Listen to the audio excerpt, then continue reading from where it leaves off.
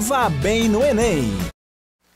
E aí, galera, tudo bem? Continuando nosso programa aqui, parceria do Sistema Serve com a TV Cidade Verde, Vá Bem no Enem. Quero agradecer a todos que estão nos acompanhando aí, lembrar que o programa está sendo transmitido pela Rádio Cidade Verde 105,3, você pode acompanhar também com a gente aí, e também pelo CV Play e cidadeverde.com/Vá Bem no Enem. Olha, tem um monte de dica bacana lá para você, tem as entrevistas com os professores aqui do Sistema Serve, tem umas matérias importantes sobre a prova do Enem, beleza? Agora é hora de humanas, galera. Ciências humanas e suas tecnologias, está lá no primeiro dia de prova, são 45 questões, nós temos as 4 áreas, né? A história, a geografia, a filosofia, a sociologia, né? Nós temos aqui o professor Flávio que vai já conversar com a gente.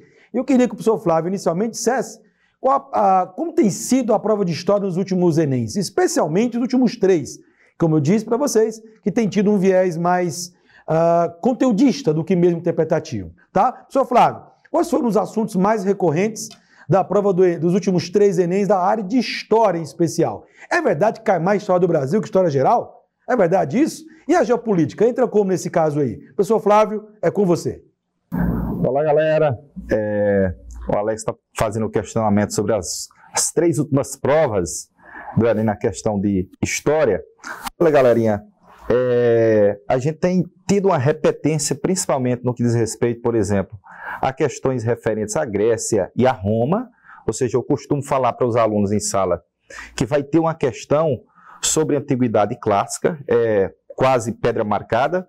Aí você passa um pouquinho para a Idade Média, pouca cobrança, muito limitada a cobrança de questões referentes à Idade Média, que concentra-se a prova de Idade Moderna e Contemporânea, que já é cronologicamente mais próximo dos momentos que a gente vive atualmente. Aí você tem a ascensão da sociedade burguesa, do mundo burguês, as revoluções burguesas, são temáticas recorrentes nessa prova, trazendo para o Brasil, ainda cronologicamente vindo desse mesmo período das revoluções burguesas, aí na fase colonial, muito sobre a sociedade colonial, a temática sobre a escravidão, também sobre a educação que o havia feito pelos padres jesuítas, a educação jesuítica aqui no Brasil. Continuando cronologicamente, aí você adentra o período do Império, que é muito cobrado, segundo reinado, é pedra batida, a cobrança do segundo reinado, Dom Pedro II, as questões políticas no Império, a temática da abolição da escravidão, a economia do café, a chegada dos imigrantes, que vai dar uma dinâmica nova à economia e à sociedade. O Marcelo depois vai falar sobre a temática da migração. E aí a gente faz a proclamação da República. República Velha, Alex, é temática recorrente, porque a gente tem ali uma ou sobre política, ou sobre sociedade, ou sobre economia, uma das 3, e uma certa que é uma das revoltas. Sempre tem questão sobre revolta na República Velha. Então você estudou Canudos, estudou o contestado, a vacina, a chibata. Ano passado foi questão da chibata. Recorrente, uma questãozinha sobre uma das revoltas ocorridas na República Velha. E aí vem um mago de todas as provas de Enem, todas as provas de humanas, que tem que ter uma ou 2 no Enem. São 2, que é meu amigo Vargas, o GG, o gordinho Getúlio Vargas. São 2 da temática de Vargas. E uma curiosidade, Alex, é que o alunado ele tem uma espécie de fetiche pelo regime militar, e o regime militar geralmente não tem uma recorrência muito grande, né, de questões no Enem. Às vezes uma, no máximo 2, que é uma temática que não é muito recorrente, né? Pode ser que esse ano mude, né, porque talvez tenha tido uma temática para enaltecer a figura do regime, né, questão do milagre econômico. E aí eu fiz uma análise de Brasil. Em geral, de Idade Moderna para cá, depois das revoluções burguesas, o imperialismo, as 2 grandes guerras e o período entre guerras ali, a crise de 29, o nazifascismo, e a posteriori, a geopolítica, a política, a geografia e a história namoram as 3 juntas com a Guerra Fria, que é temática recorrente no Enem. Beleza, ó, já o professor Flávio vai vir para dar uma aulazinha para a gente que vai falar sobre escravidão e vai falar sobre Vargas também e comentar uma questão do ano passado. Mas eu queria chamar mais uma atenção. Tem um assunto interessante, professor Flávio, que é comum interdisciplinar a área de linguagens e a área de humanas, que são alguns conteúdos que envolvem a arte, né? Então tivemos, por exemplo, letras de música sendo cobradas para você associar o período em que a letra está colocada, já caiu o tropicalismo para falar ali dos anos 60, né? Já tivemos questão envolvendo uma letra de música ali de Tom e Vinícius para falar da bossa nova, e já tivemos um samba, o samba do trabalhador, aludindo aí ao governo do Getúlio Vargas, na era do rádio, tá? Mas uma coisa que eu achei legal na prova de humanas, a gente vai aprofundar essa questão aí das artes e como é que é cobrado na competência 1, né, que é a parte de patrimônio que você vai lembrar. Vamos lembrar aqui de uma coisa, um questionamento de um aluno que eu achei legal. Você que está acompanhando a gente aí na Rádio Cidade Verde, tá? Você que está aí pelo CV Play ou cidadeverde.com, vá bem no Enem, atenção a essa fala do professor Flávio agora. Porque nós percebemos que a prova de humanas se constrói muito num tripé: cultura, sociedade e economia. Como é que isso, em termos de Brasil, pode ser abordado envolvendo, por exemplo, a parte do sistema colonial brasileiro? Qual vai ser a relação de cultura, sociedade e economia exatamente no sistema colonial brasileiro, professor Flávio? Esse tripé, quando o aluno vê a prova de história, né, a parte de humanas, melhor dizendo, o aluno diz muito: professor, a prova parecia muito de sociologia, né? Porque você tem muita questão as questões sociais são temáticas recorrentes na prova. Então você vai ter principalmente, por exemplo, referente ao período colonial, de questão e temática social, além da temática da escravidão, que a gente vai dar uma pincelada daqui a pouco, você tem as revoltas ocorridas no período colonial, que também foram questões sociais. Aí ele frisou a temática de economia. O Brasil vai se inserir no contexto internacional como um país dependente. O Marcelo vai dar uma frisada posterior no que diz respeito às economias dependentes, e a gente monta essa dependência em relação ao contexto externo, o contexto europeu. Eu costumo brincar com o Leme é o que guiava a economia brasileira e o guia até praticamente atualmente, é o latifúndio, a exportação, a monocultura e a escravidão. Você substituiu recentemente a escravidão, porque de 88 para cá foi proibida. Então, para poder produzir em larga escala, a gente precisa mecanizar a agricultura, e aí foi uma modificação, uma modernização que a gente teve da década de 50 para cá, principalmente do Juscelino e do Vargas para cá. Então é uma temática importante, a economia açucareira, que vai dar o rumo da colonização do Brasil. Em brincada aí, você não consegue separar, dissociar do sistema social escravista que marcou a nossa história. 300 anos de escravidão negra, é um período macro, é um período grande. Então é uma temática importante sobre o período colonial. Viu, Alex? Beleza. Sistema colonial, cultura, sociedade e economia. Bom, agora o professor Flávio vai aqui assumir e vai falar um pouquinho sobre a relação da escravidão, como o senhor citou agora há pouco. É um tema bastante recorrente. Beleza? Bom, daqui a pouco, só lembrando, tem mais humanas, também tem geografia para você. Lembre-se que você pode acompanhar tudo pelo CV Play, Rádio Cidade Verde 105,3 e também cidadeverde.com/vá bem no Enem, TV Cidade Verde, Sistema Serve com você. Vamos de humanas? Vamos de história agora? Professor Flávio, assume. Valeu, macho. Valeu, amor. Galerinha, importante demais,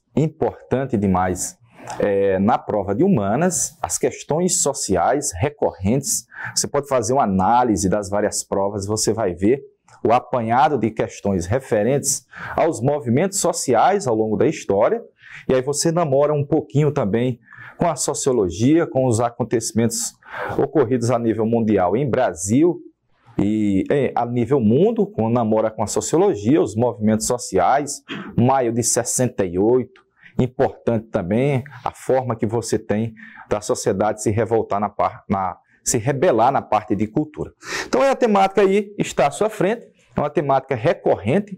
Só em todos os Enems nós tivemos questões sobre a temática do negro, principalmente depois da promulgação da lei em 2013, que tornou obrigatório no ensino a questão do negro, a parceria com o que você tem da cultura brasileira com a cultura afro.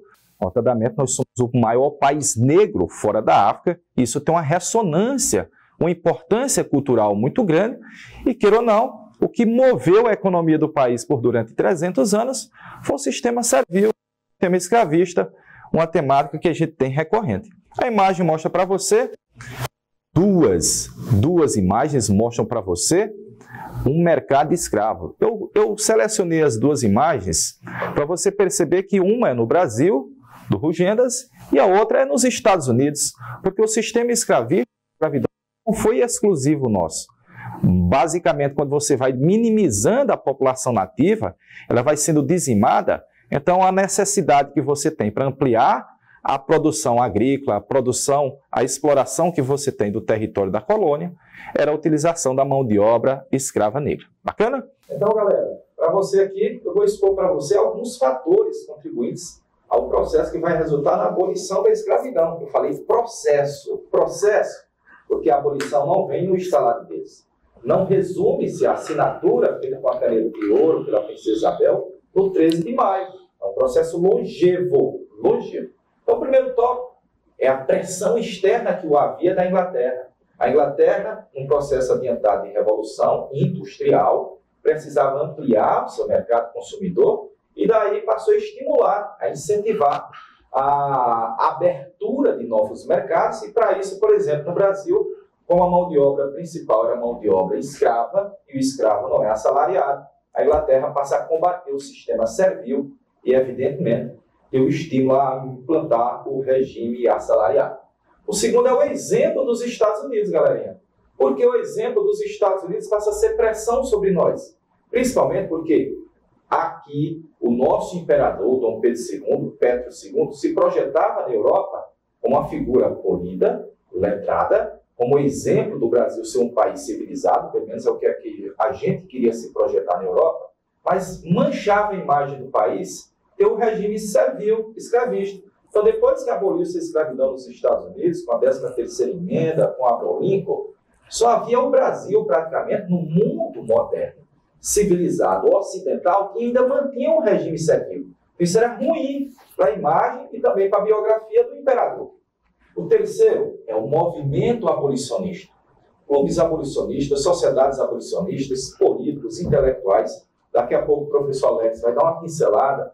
Nosso amigo Castro Alves, o poeta dos escravos, que vai ter uma grande penetração na sociedade urbana, na classe média, que vão se envolver na luta por abolir a escravidão. Abolir é acabar o regime servil. E não esquecer. Sempre dar ênfase, porque as questões do Enem, vez por outra, vêm fazendo essa temática para poder você ver a importância da luta do escravo.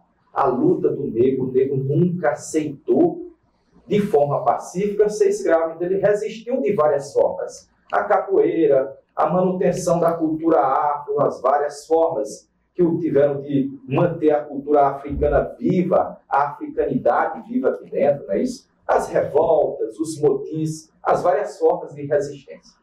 Finalizando, pós-guerra do Paraguai, ao retorno do exército vitorioso brasileiro, nós passamos a ter um conjunto de pessoas, de militares do exército, que se negava a apoiar o regime servil, que se negava a ir buscar escravos fugitivos. Nós não somos capitão do mato.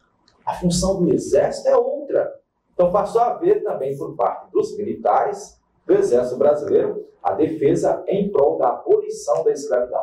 E por último, a legislação, que vai ser feita de forma lenta, gradual e insegura. Eu anotei segura, porque eu peguei essa frase do Geisel. Você lembra do processo de abertura política ao final do regime militar? Com Geisel. Ora, mas você pode pegar a mesma forma do processo lento, processo gradual e inseguro que ocorreu na abertura política da década de 70 para 80, e você pode colocar também para o regime servil, porque a abolição foi feita de forma muito lenta, gradual e insegura. Ok? Passa a imagem para você. Jornal Abolicionista, e aqui um dos grandes nomes que você tem, o professor Alex pode dar para a gente uma ênfase maior, claro, ele tem uma propriedade sobre a figura do meu amigo Castro Alves, né, o nosso poeta dos escravos. Galera, Castro Alves, dos grandes nomes da poesia brasileira. Lembrando que o Castro Alves é romântico. Nós tínhamos tido 3 gerações românticas. A primeira geração, as dos Gonçalves, o Dias e o Magalhães, foi mais focada na ideia de falar de pátria, de índio, até porque o Brasil acabara de se tornar independente, era preciso buscar uma afirmação de identidade nacional. A segunda geração foi para um viés mais ultrarromântico, né? mais catastrófico, de tédio, de tristeza. E a terceira, com Castro Alves e com o maranhense Sousandret, resolveu trabalhar o tema social. Inspirado pelas ideias de Victor Hugo, você que já deve ter assistido a alguma adaptação dos Miseráveis, do tema social que é abordado na obra dele, Castro Alves trabalha o tema social aqui, lutando pela abolição dos negros. Já na Bahia, participando de jornais, lendo textos em praça pública, ele já chamou a atenção para isso daí. Foi estudar em Recife, conheceu um paulista chamado Fagundes Varela, uma amizade interessante entre os dois, com os mesmos ideais de liberdade. É o Fagundes Varela que o leva para São Paulo. E em São Paulo, no Teatro Municipal de São Paulo, onde anos depois aconteceria o grande evento cultural do Brasil, que é a Semana de Arte Moderna, Castro Alves declama lá para uma centena de pessoas, a maioria deles jovens, entusiasmados da Faculdade de Direito lá de São Paulo. Ele declama O Navio Negreiro, um dos mais belos textos da língua portuguesa, onde descreve o horror dos negros trazidos da África em condições subhumanas, muitos morrendo e sendo jogados ao mar porque não tinham condições de sufocar, de aguentar aquele sufoco nos porões do navio, para chegarem aqui os mais fortes e serem ali comercializados na Bahia e também no Rio de Janeiro. Grandes textos. O Navio Negreiro faz parte do livro Os Escravos. O Castro Alves defendeu com muita veemência.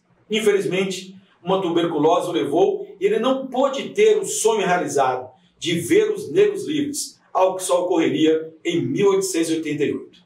Eu vou colocar para você um histórico do que foi a legislação feita pelo Império Brasileiro até resultar na abolição da escravidão. Então, a primeira lei, galerinha, a primeira lei chama Lei Eusébio de Queiroz. A Eusébio de Queiroz foi pressão inglesa depois da Bill Aberdeen. E a Lei Eusébio de Queiroz, ela aboliu o tráfico. Se acabou o tráfico, se acabou o fornecimento externo alienígena, se acabou o fornecimento de escravos vindo da África para cá, se cortou-se a fonte exógena, a escravidão estava com os dias contados. Mas o Império protela. Ele vai protelando, ele vai empurrando com a barriga, literalmente.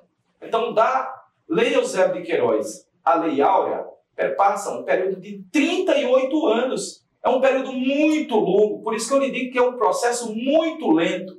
Então, Eusébio de Queiroz aboliu-se o tráfico negreiro, pressão inglesa. Depois você vai ter a chamada Lei do Ventre Livre, assinada pela Princesa Isabel. Os nascituros, nascidos a partir daquele momento, nasceriam livres, né? Receberiam a liberdade. Depois a Lei dos Sexagenários, que foi considerada uma piada de mau gosto. Oficialmente é a Lei Saraiva Cotegipe, do conselheiro Saraiva, aqui do Piauí, da transferência da capital aqui para Teresina. E por último a Lei Áurea. A Lei Áurea só tinha 2 artigos, meus queridos. Só 2 artigos. É declarada extinta a escravidão no Brasil. Artigo 1. Artigo 2 dizia: revogam-se as disposições em contrário. Galerinha, faltou o 3º e o 4º artigo, que eu pus para você. O 3º artigo é que o governo imperial deveria ter indenizado os proprietários de escravos por perderem seus bens, porque juridicamente o escravo era uma propriedade. A Constituição garantia isso. Então, os donos de escravos, quando viram a assinatura da Lei Áurea, sem o artigo 3º de indenização, eles vão virar as costas para o Estado. Eles vão fazer oposição ao governo imperial. Então, entre a assinatura da Lei Áurea e a proclamação da República, que é a queda do Dom Pedro II, passam 18 meses. É 1 ano e 6 meses. Para você ver a relação umbilical que havia entre manter a escravidão e o apoio à manutenção da monarquia do governo do Dom Pedro II. E o 4º artigo, galera, é que deveria ter criado um artigo para poder transformar os negros e garantir-lhes cidadãos brasileiros efetivos. E esse artigo ficou por ser assinado pela Princesa Isabel. É uma temática importante, viu, Alex? A temática aí sobre a escravidão, a luta dos negros no Brasil. Bacana? De volta aqui à bancada, meu amigo Alex. Prova de linguagens humanas, redação, 5h30. Cuidado! Olha, reforçando, tá? Tem que entrar até às 13 horas, os portões fecham-se às 13 horas. Olha, está previsto para o dia 21 de outubro a divulgação dos locais onde você vai fazer a prova. Dia 14 já sai a confirmação dos dados e dia 21 o local. Aconselho você a visitar o seu local de prova, ver como é que é. Se você pegou na Universidade Federal, se você pegou na Universidade Estadual, se pegou no Instituto Federal de Educação, é muito grande, esses prédios são enormes, tá? Então tem que tomar esse cuidado aí para você não perder a prova, não perder tempo. Visite lá, vá direitinho conhecer logo o local de prova e separe a documentação. Olha, documento oficial com foto, o RG, a identidade, ou uma carteira de motorista, ou um passaporte. Não é aceito carteira de estudante, galera. Tome muito cuidado, beleza? Bom, senhor Flávio, vai falar agora um pouquinho para a gente sobre o governo Vargas. Primeira observação, tá? Como é dividido o governo Vargas? O professor Flávio Humanas, História, vai falar para você agora. Galerinha, Era Vargas é temática recorrente, só em todos os Enems. Então, eu costumo dizer que vão ser, sabe quantas? Duas. Duas Era Vargas. Uma exatamente sobre o próprio governo do Vargas, a gestão do Vargas, os acontecimentos referentes às medidas tomadas pelo Vargas, e uma outra questão sobre o contexto de Brasil à época. A gente tem quase sempre em Enem duas questões de Era Vargas. Então, Vargas vai de 30 a 45. É um período longevo, porque são 15 anos da nossa história, daí a denominação de Era Vargas, e a gente divide a Era Vargas em 3 momentos, que é a primeira fase chamada de governo provisório, que não é tão provisório, porque durou 4 anos, galerinha, vai de 30 a 34. Depois a fase constitucional do Vargas, ele vai ser eleito constitucionalmente, de forma indireta, mas o foi, de 34 a 37. E por último, o fascismo tupiniquim, porque o Vargas implanta uma gestão no Brasil que se assemelha aos regimes fascistas europeus. De 37 a 45 você denomina de Estado Novo Varguista, que é também uma associação que você tem ao Estado Novo Salazarista que havia em Portugal. Falando em Era Vargas, professor Flávio, aproveitar para lembrar aqui de uma interdisciplinaridade importante. O governo Vargas, a Era Vargas, vai de 30 a 45. É exatamente o tempo da segunda fase modernista, que divide-se em prosa e poesia na literatura. Destacar rapidamente aqui a literatura da segunda fase em prosa, onde nomes como Graciliano Ramos, autor de Vidas Secas e de São Bernardo, nomes como Raquel de Queiroz, autora do romance O 15, que aborda a seca ali, cruel que houve no estado do Ceará, e Jorge Amado, com seus romances, né? Muitos deles vieram novelas aí na Bahia e abordou um romance bastante crítico, que é o Capitães da Areia, e tem um dos dois paraibanos, José Américo de Almeida e José Lins do Rego, também trabalhando temas que envolvam o Nordeste e a seca. Essa galera aí começou a fazer esses romances críticos e não agradou muito o governo Vargas, que tinha um órgão chamado DIP, Departamento de Imprensa e Propaganda. Alguns livros foram censurados. Para vocês terem uma ideia, a obra Capitães da Areia de Jorge Amado foi recolhida em Salvador e queimada em praça pública, ironicamente, na Praça Castro Alves, que tanto falou de liberdade. Jorge Amado, Graciliano Ramos, Raquel de Queiroz foram presos durante algum tempo no regime do Vargas. Mas depois a gente vai falar, dar essa dica de literatura para você, tá bom? Só para lembrar aí, para a gente fazer a interdisciplinaridade. Mas, professor Flávio, o Vargas voltou. De 30 a 45, nesse meio termo aí, esse Estado Novo, um tipo de ditadura que a gente pode dizer, mas ele voltaria nos anos 50. Como foi essa volta e esse governo do Vargas ali nos anos 50, professor Flávio? O retorno do Vargas em 50 já era um retorno aguardado, ele já havia prometido que voltaria nos braços do povo.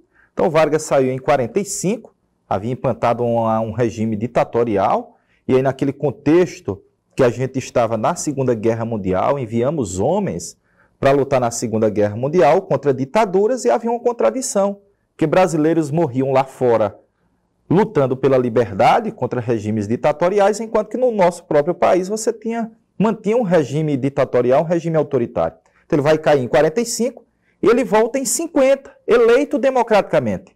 Bota o retrato do velho, bota no mesmo lugar. O retrato do velhinho faz a gente trabalhar. Então Vargas se utilizou da propaganda, principalmente, que ele havia feito das realizações durante a Era Vargas, os direitos trabalhistas, e vai explorar muito da feição, do carisma, do emotivo, do populismo que era característico do Vargas. Nós estamos vivendo esse período aí, Alex, período que a gente chama República Liberal Populista, que é a primeira nossa fase efetiva de democracia na história brasileira.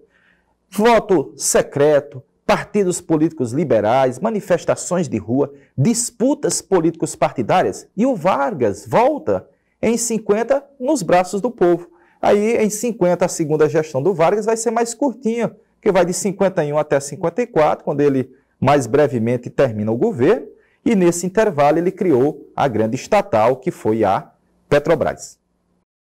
Beleza, dicas preciosíssimas para você. Programa aqui, a parceria da Cidade Verde, Sistema SEV de Ensino.